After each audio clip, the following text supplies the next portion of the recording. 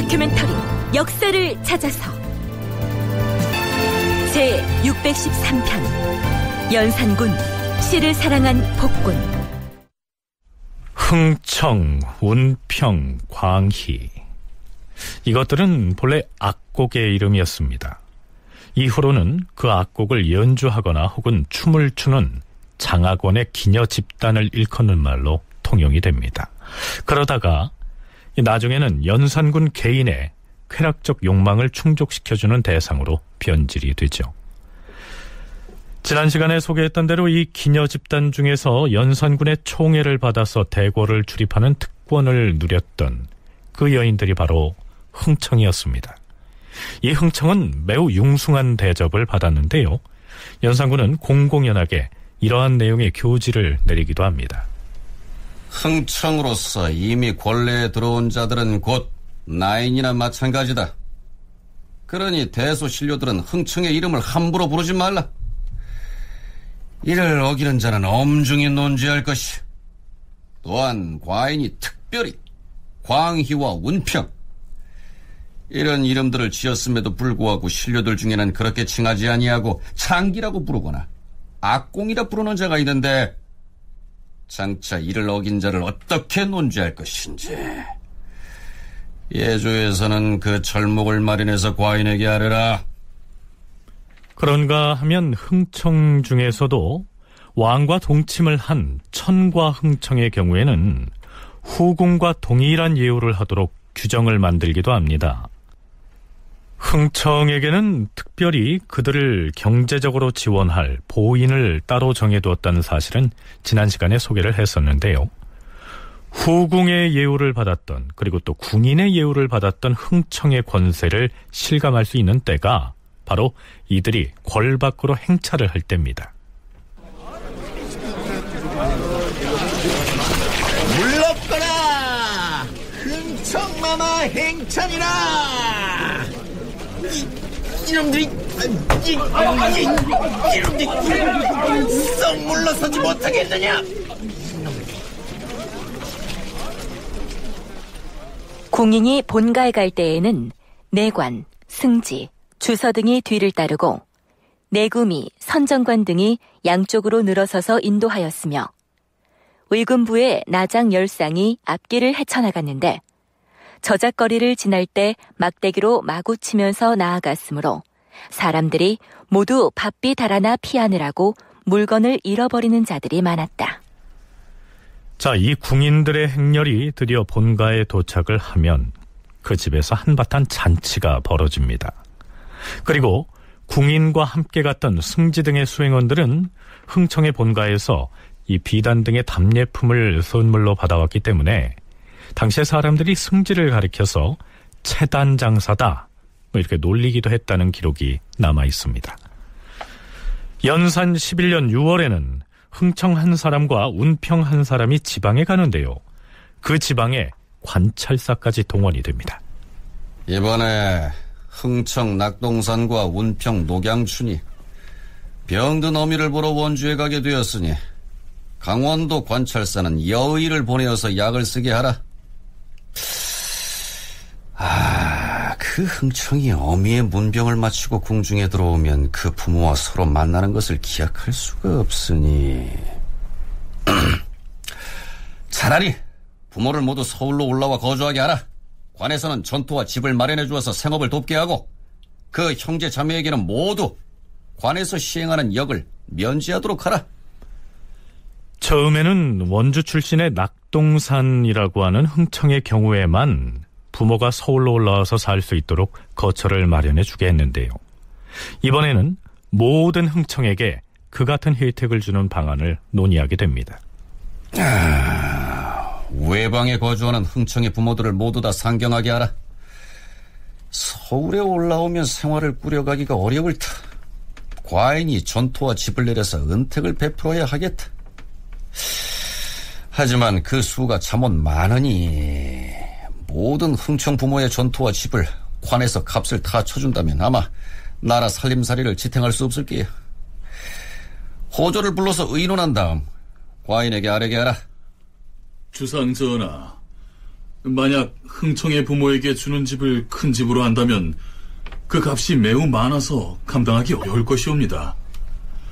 한송부로 하여금 15칸이나 16칸쯤 되는 집을 물색해서 값을 제대로 쳐서 줄 수는 없으니 적당히 지불하게 하시옵소서. 또한 토지의 경우 전토가 많은 자를 가려서 10결에 한 결씩 내게 하여 내려주시면 따로 값을 쳐서 주지 않아도 될 것이옵니다. 천과 흥청 같으면 그 부모에게 집과 전토를 다 내려주어야 하겠지만 지과 흥청 이하의 기녀들은 그 중에서 재주가 성취한 자를 가려 뽑아서 뽑힌 자들의 부모에게만 내려줌이 옳을 것이.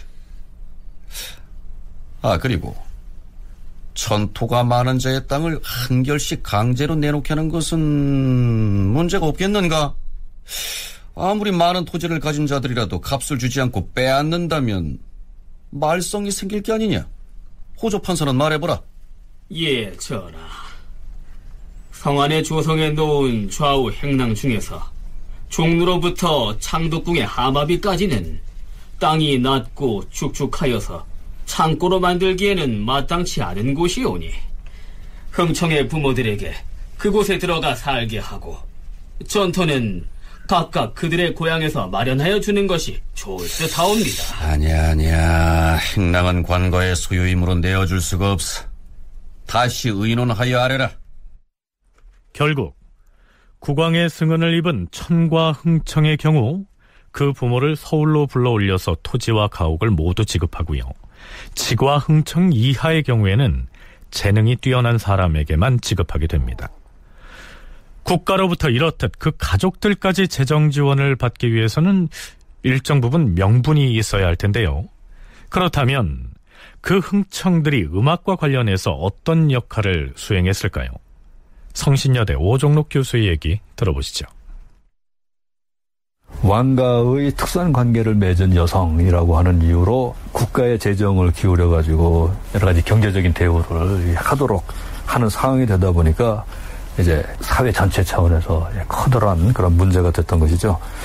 여하튼 이제 흥청은 노래하고 춤추는 그런 것을 훈련시켜서 어느 정도 수준에 오른 사람들을 일컬었고요. 그리고 흥청이 될 수 있는 후보자로 뽑아놓은 것이 이 강청이고, 운평과 광희 이들은 다들 역시 장학원에 소속이 되어 있기 때문에 음악과 관련해서 일들을 하는 존재인 것은 분명한데 악기만을 연주하는 것인지 뭐 등등에 대해서는 정확하게 별로 드러나 있지는 않습니다. 흥청의 본래 역할은 물론 음악과 관련된 활동이었습니다. 하지만 이 시기에 국왕이 그 부모들까지 불러올려서 특별히 집과 땅을 제공해 주었던 그 흥청들은 연산군의 호색 취미의 대상의 다름이 아니었습니다. 한국학중앙연구원 정혜은 선임연구원의 얘기도 들어보시죠.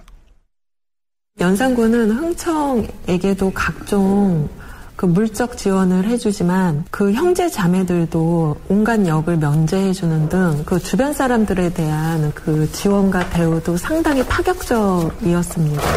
그러다 보니까 흥청을 수행하는 그 밑에 하인들도 당연히 그 흥청의 권세에 따라서 본인들도 각종 권세를 갖게 되고, 이미 흥청에 대한 온갖 그 물품이나 재정이나 가옥이나 토지가 지급되는 상황에서 그 틈을 타서 흥청 아래에 있는 하인들도 온갖 악행을 저지르게 된 것이 아닌가, 그렇게 생각이 됩니다.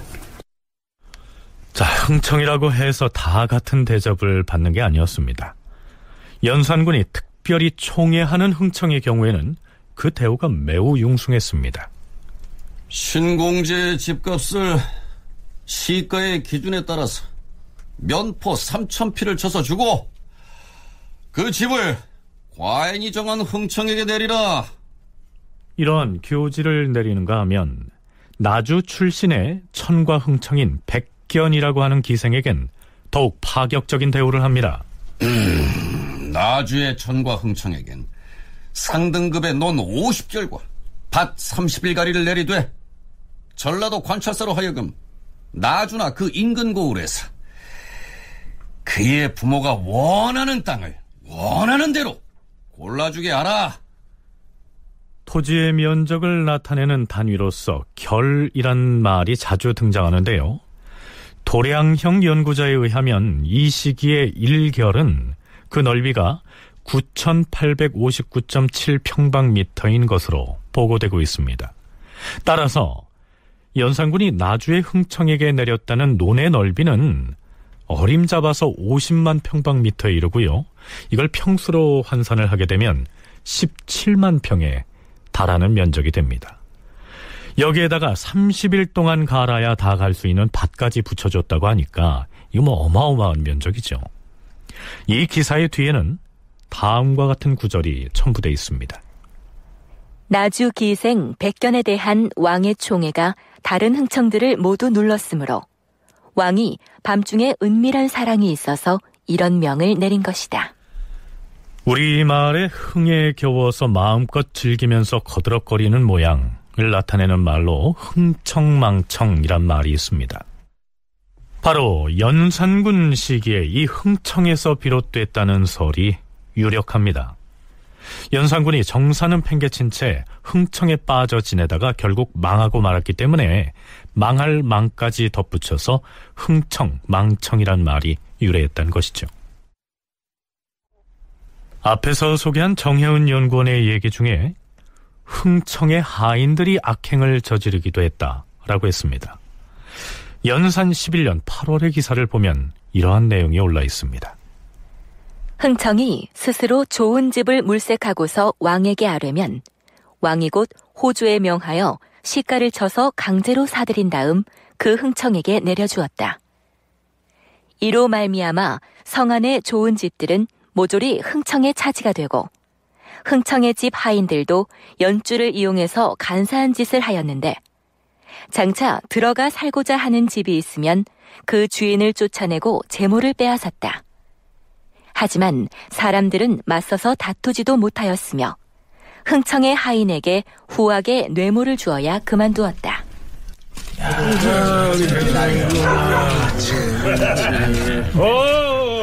이 집이 쓸만하겠군. 야, 그 집이 번듯한 것을 보니 지체가 있는 사대부집인 것 같은데. 그 사대부집 대수야? 아무도 없느냐? 빨리 문을 열라! 무엇하는 자들인데 양반집 대문 앞에서 이리 경망스럽게 구는 것이냐? 니놈들은 어디서 온 누구냐? 아이고, 우리가 누군지는 알 것도 없고 그 우리 마마님이 바로 주상전환을 매시는 흥청이니라. 알겠느냐? 오늘부터 이 집은 우리 죽창나인의 집이니까 속히 비우도록 해라. 알았냐? 이게 지금 무엇하는 짓이냐? 남의 집에다 왜 몸살을? 말이 많구만.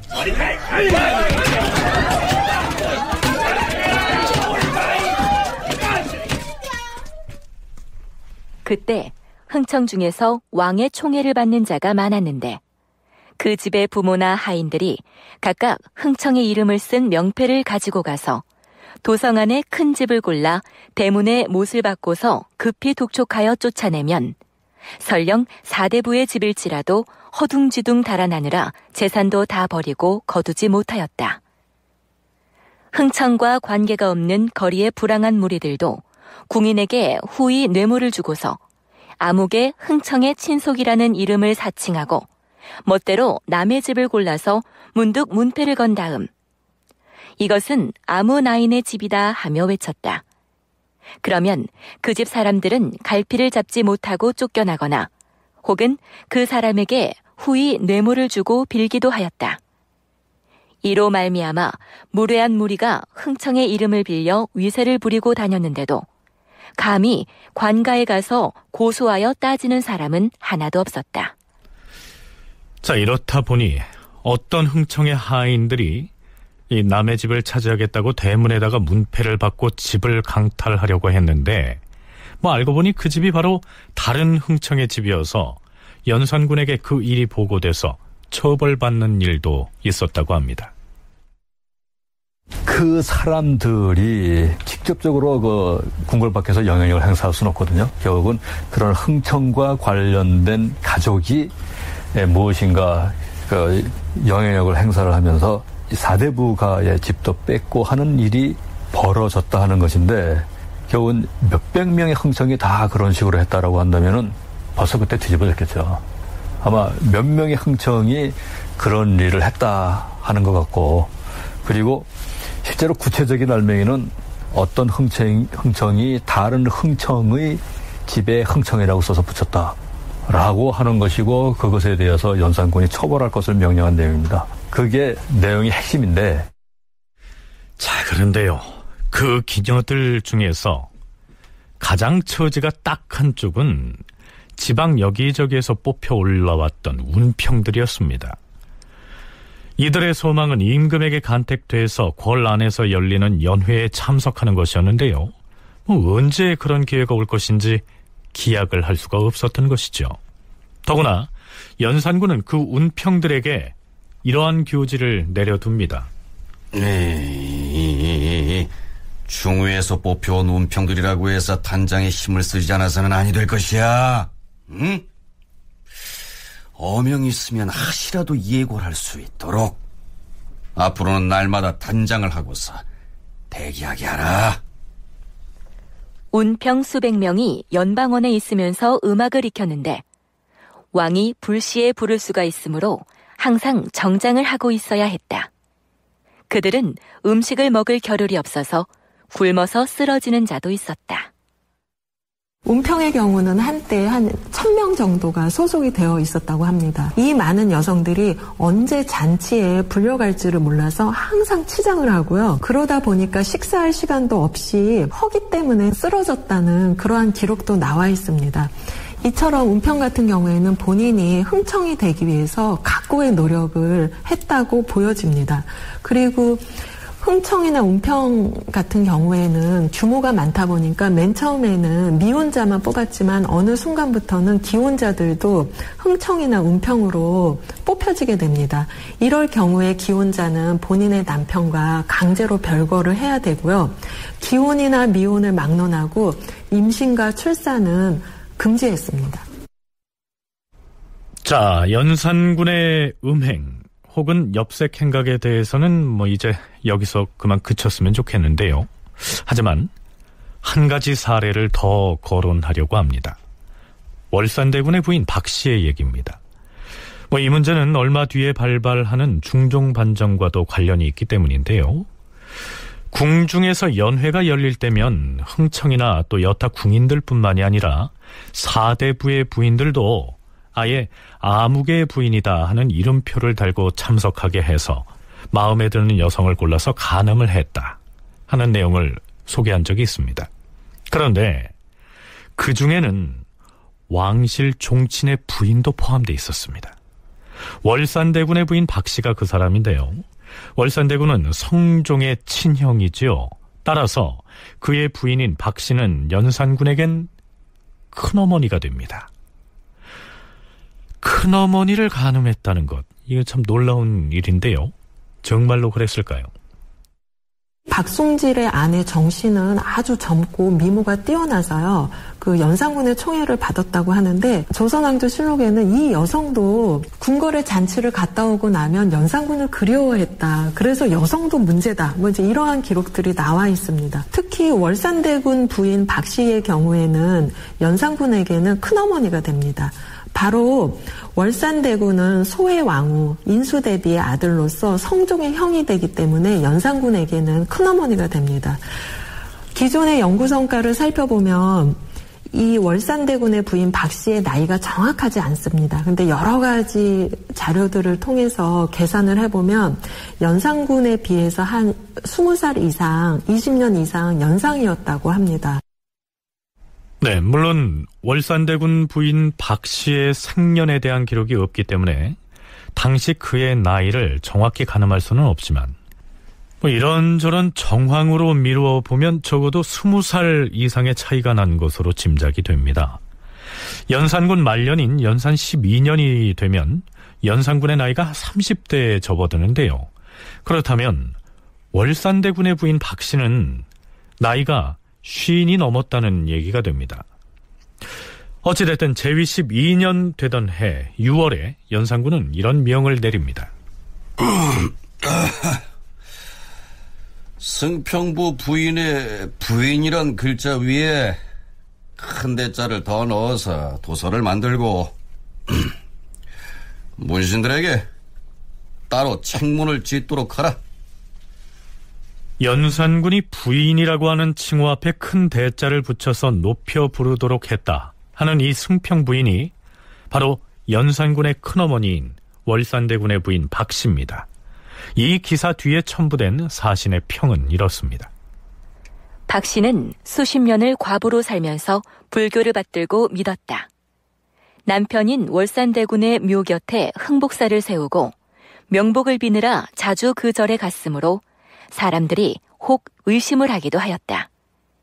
처음에 왕이 박씨로 하여금 그 집에서 세자를 봉양하게 하였는데 세자가 장성하여 경복궁에 들어와 거처하게 되면서 왕은 박씨에게 특별히 명하여 궁으로 들어와 세자를 돌보게 하였다. 이윽고 왕이 박씨와 간통을 한 다음 은으로 승평부 대부인이란 도서를 만들어 주었다.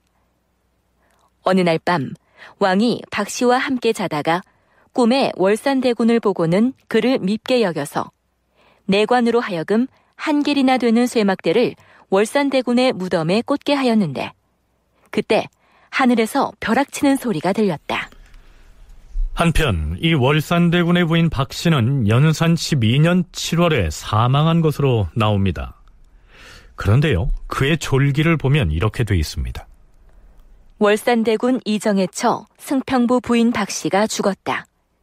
사람들이 말하기를 왕에게 총애를 받아 잉태하자 약을 먹고 죽었다고 하였다. 연산군의 아이를 임신하자 자살했다는 내용입니다. 사람들 사이에 소문이 그렇게 났다는 얘기입니다. 어쨌거나 연산군은 즉위 이후에 다른 종친 부인들과는 달리 유달리 박씨에 대해서는 오랫동안 지대한 관심을 표명합니다. 연산 5년 11월의 기사를 보시죠.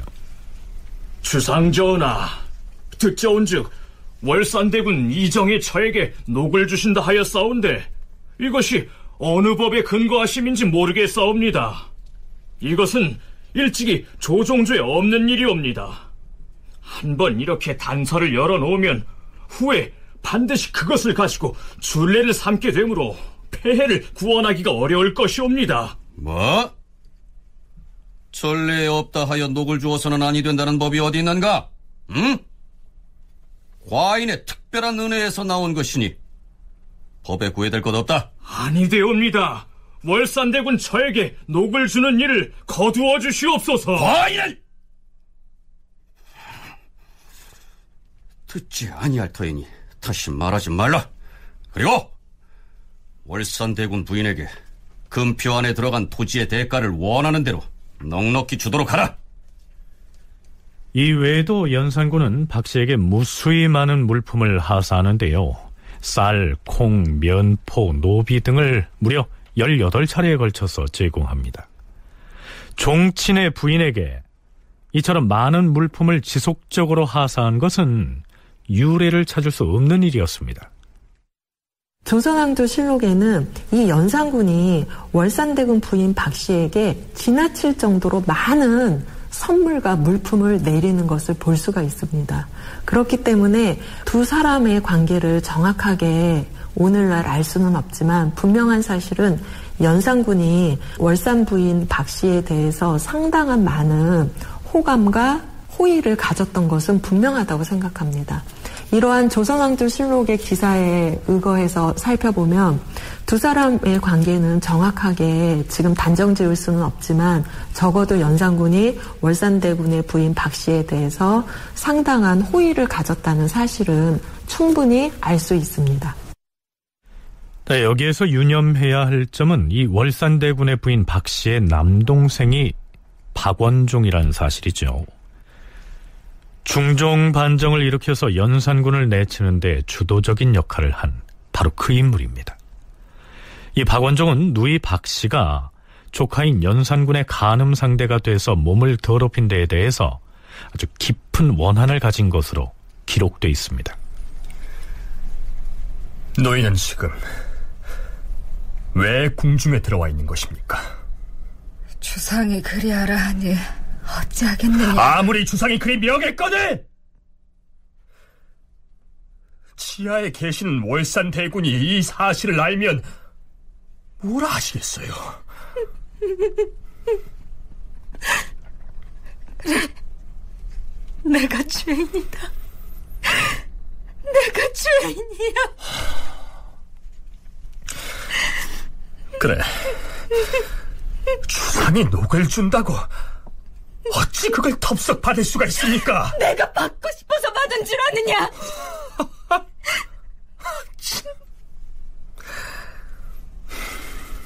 주상이 이번에 나에게도 숭정이라는 가자를 준다고 합니다. 이게 다 누이의 덕분이니 내 덩실덩실 춤이라도 출까요? 지금 저잣거리에 누이하고 주상에 대해서 무슨 주문이 떠돌아다니고 있는지 알기나 하냐 이 말입니다. 차라리 이렇게 사느니 차라리 죽고 싶구나. 약이라도 먹고 죽고 싶다. 그러세요 그럼. 비상이라도 마시고 자진을 하시라 이 말입니다. 그래야마 나중에라도 이 누이의 원수를 꼭 갚아다오.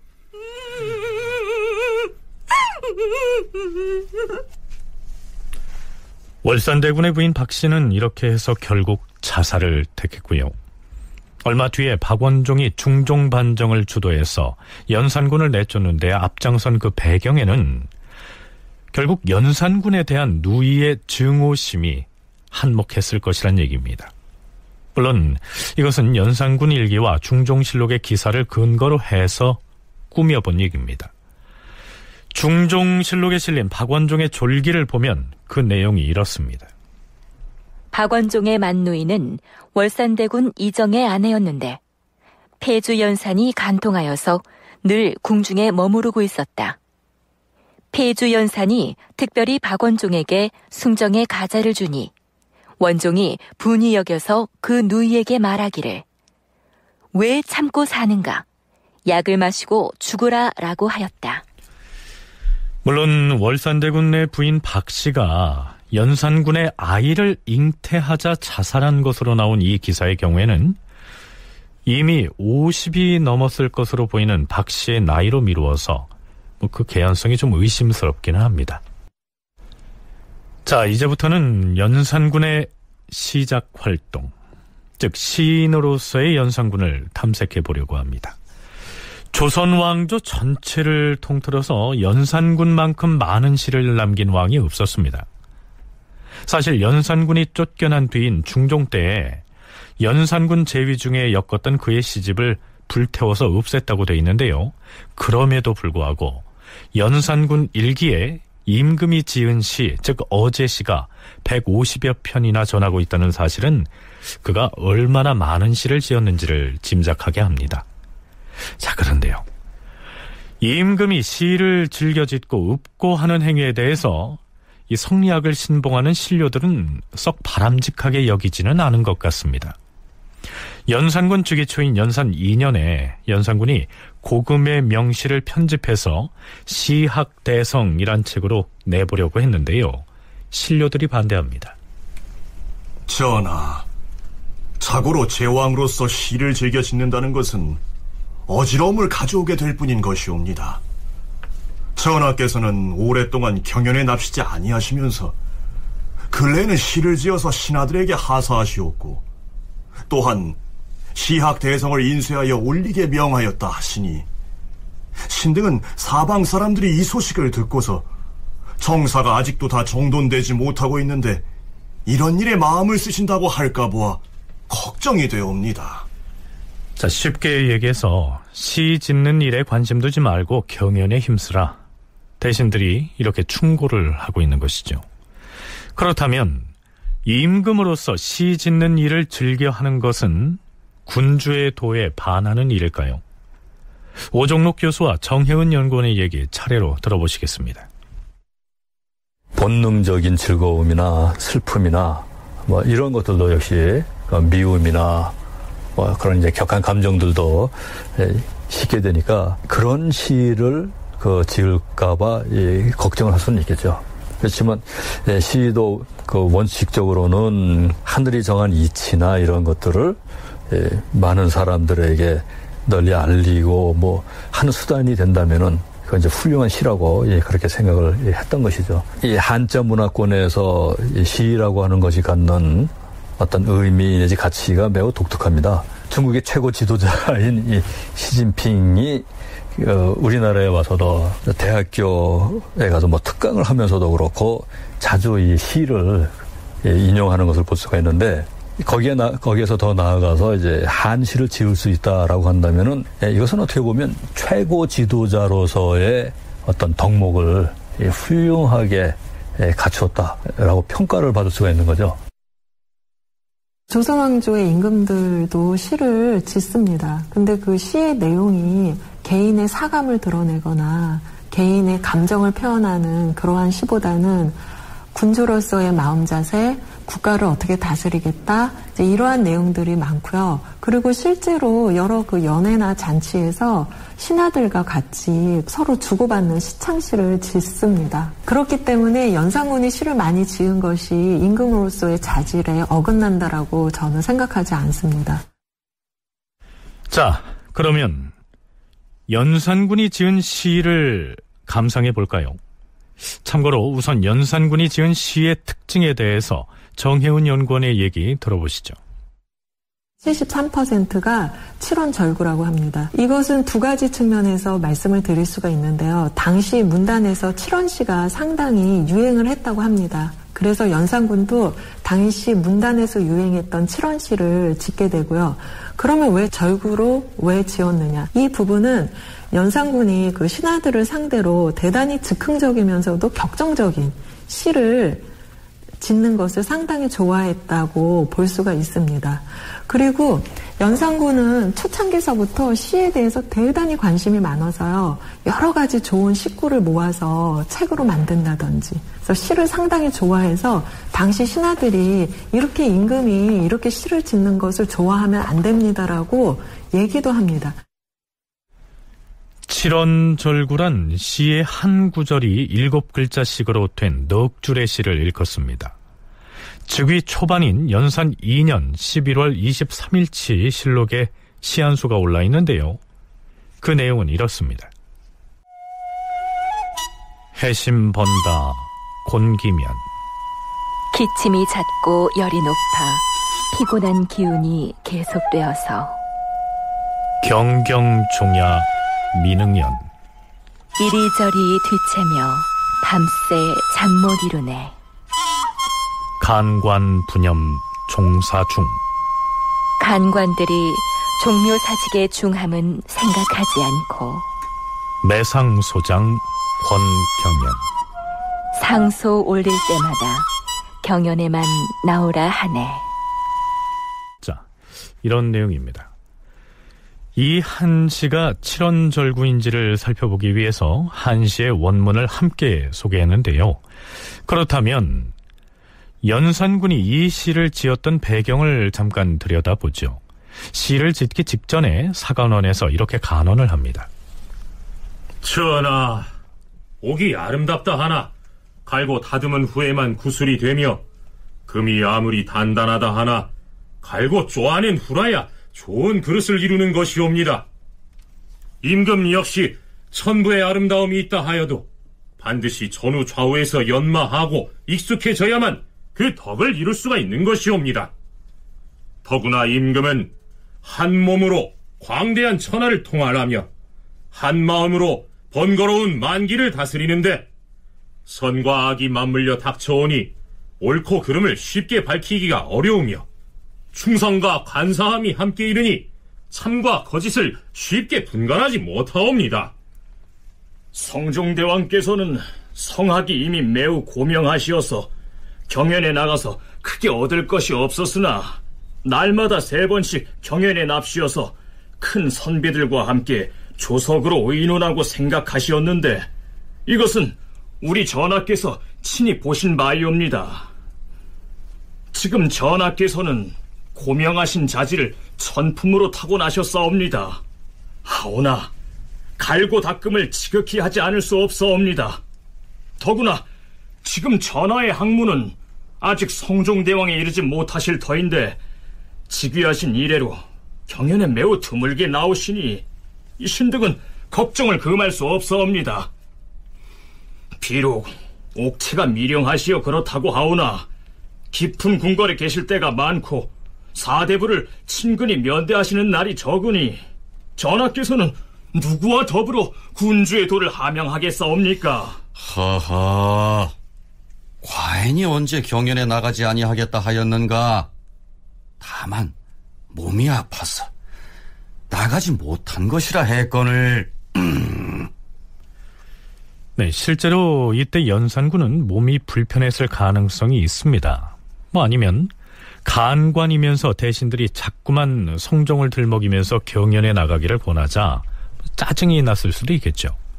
어찌됐든 경연에 나오라는 상소가 빗발치자 자신의 심경을 칠원절구의 시로서 표현한 것이죠. 네, 만일에 우리가 연산군을 무자비한 폭군으로만 상상하고 있다면 그의 이 시에 나타난 이미지를 연상하면 놀라지 않을 수가 없을 것입니다. 비겐 뒤 방죽엔 푸른 풀이 우거지고 살구꽃 가지 위엔 나비가 너울거리는 무한한 태평의 봄 풍경 속에서 문 밖의 활쏘기 노름도 해롭지는 않으리. 이슬에 젖은 붉은 꽃 푸른 잎 속에 만발하니 향기 풍기는 누각에서 남풍에 취하네.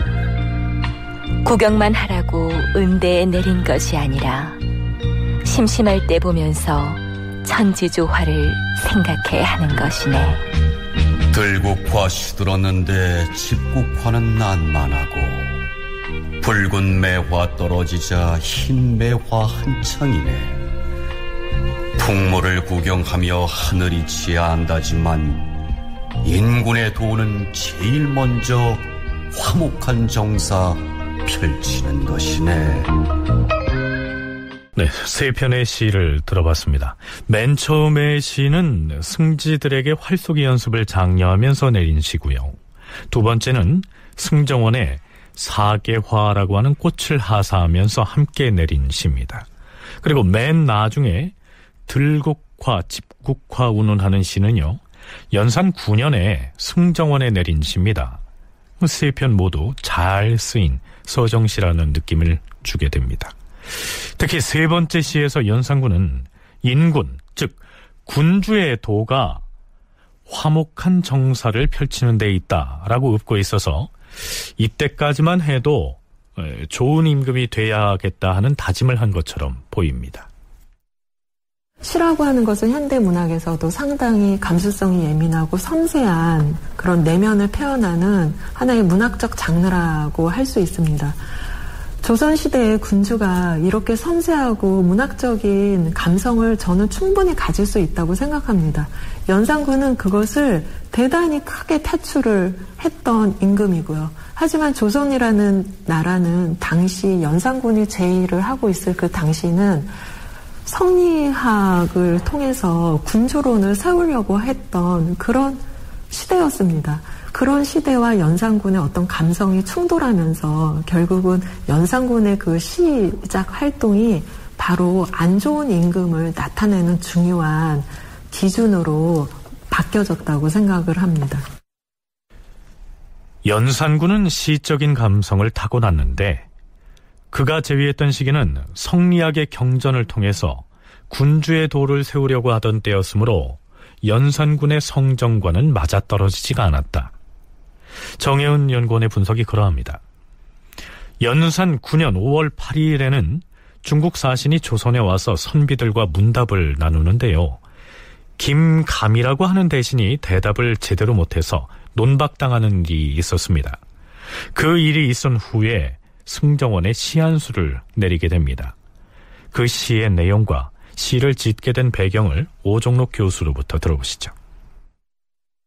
그 버들꽃 피자 봄빛이 드는 것이 해석한데 못 위의 푸른 연잎마다 새롭구나. 김감의 분부어긴 대답 반박을 말라. 사만 땅의 학문 깊은 큰 관원이라네 라 했다는 겁니다. 이게 김감이 중국 사신을 접대를 하면서 그때 그 대답을 잘못을 해가지고 중국 사신에게 논박을 당해서 일종의 조선의 그 관원이 중국 사신에게 창피를 당했던 일에 대해서 그걸 가지고서 이제 시를 지은 셈인데, 사만 땅이라고 할 때 사만은 이제 우리나라의 대명사이기 때문에 김감도 우리나라의 그 훌륭한 관원이다 라고 일종의 그 두드는 시를 지은 것도 있어서 요건 좀 예외적이다 하는 생각도 좀 이제 들었습니다.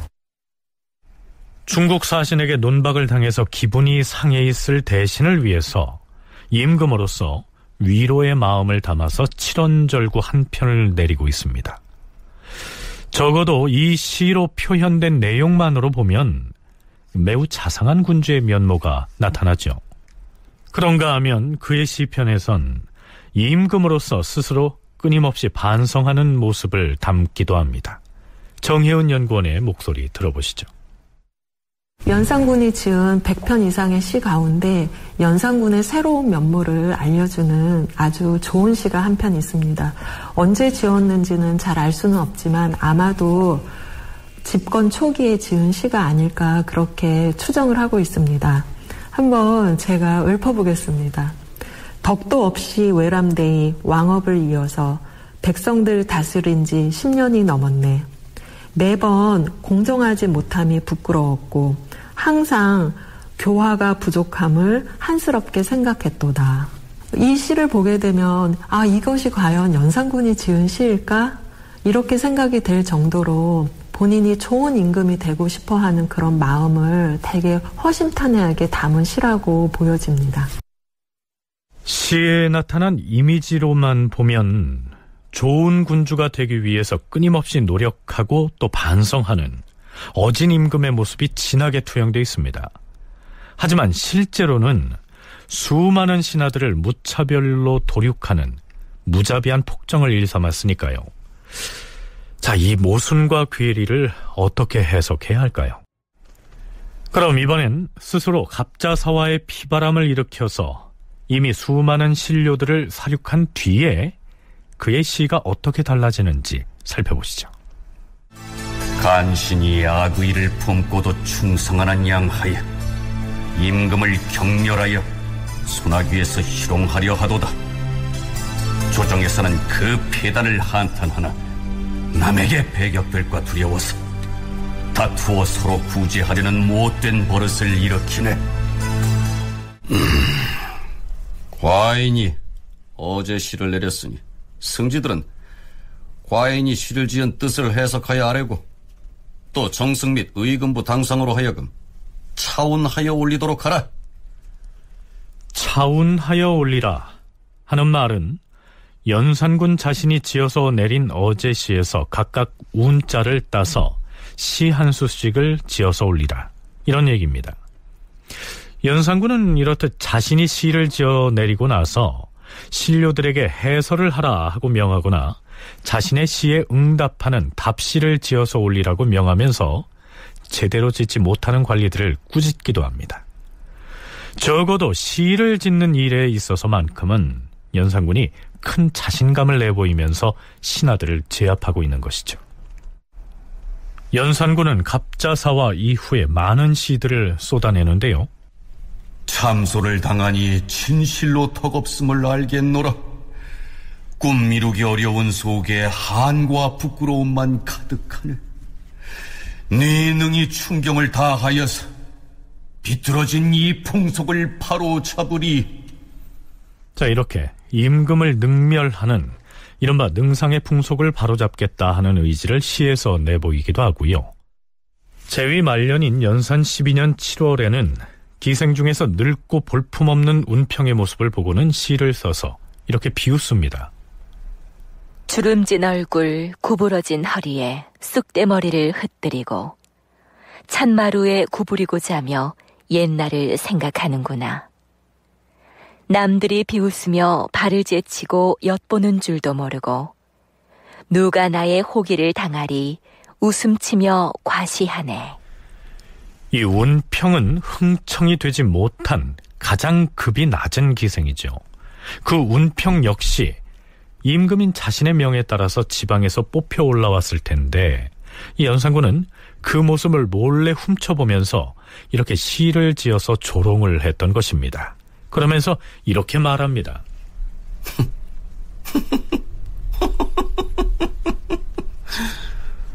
과연 전들고 못생긴 운평을 보아하니 역시 흥청이 보통 사람들과는 다름을 알 수 있지 않느냐?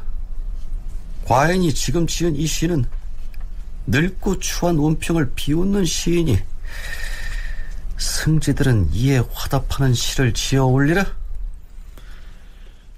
운평의 늙고 추한 모습을 보니 이건 역시 자신이 곁에 두고 성적 욕망의 대상으로 삼고 있는 흥청은 그 자색과 용모가 빼어나다, 이런 내용이죠.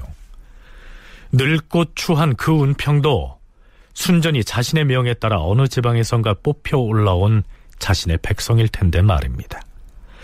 자, 이렇듯 조롱하는 시를 승정원에 내리면서 한술 더 떠서 그에 화답하는 시 한 편을 지어서 바치라고 교지까지 내리고 있습니다.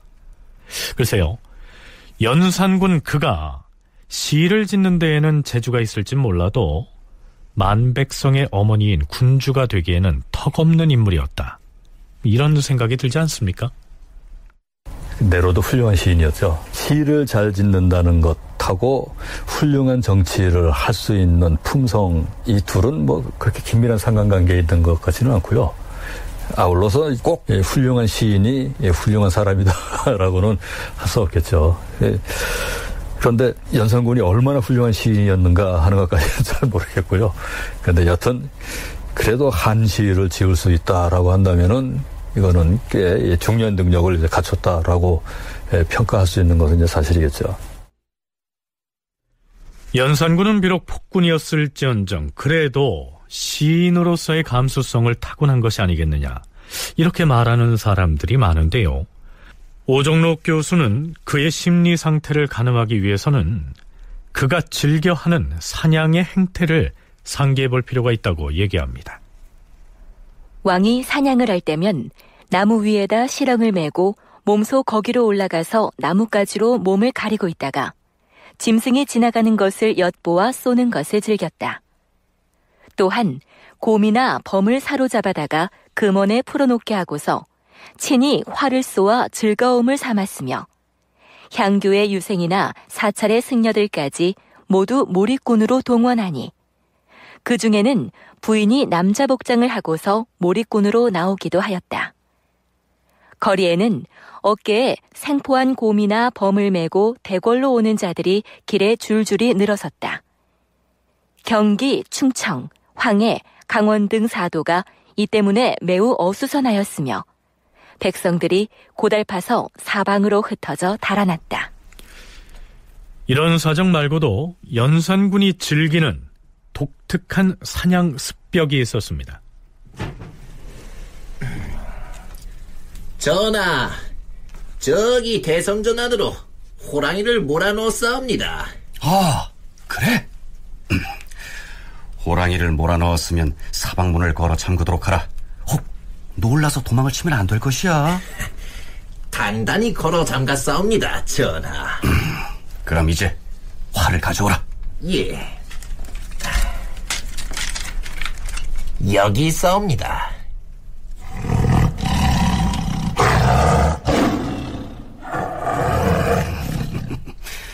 니놈이 아무리 천하의 호랑이라 한들 옆방에 숨어서 구멍으로 활을 쏘는 데에야 당연히 방도가 없을 것이야. 자, 어디 내 화살을 한번 맞아보아라.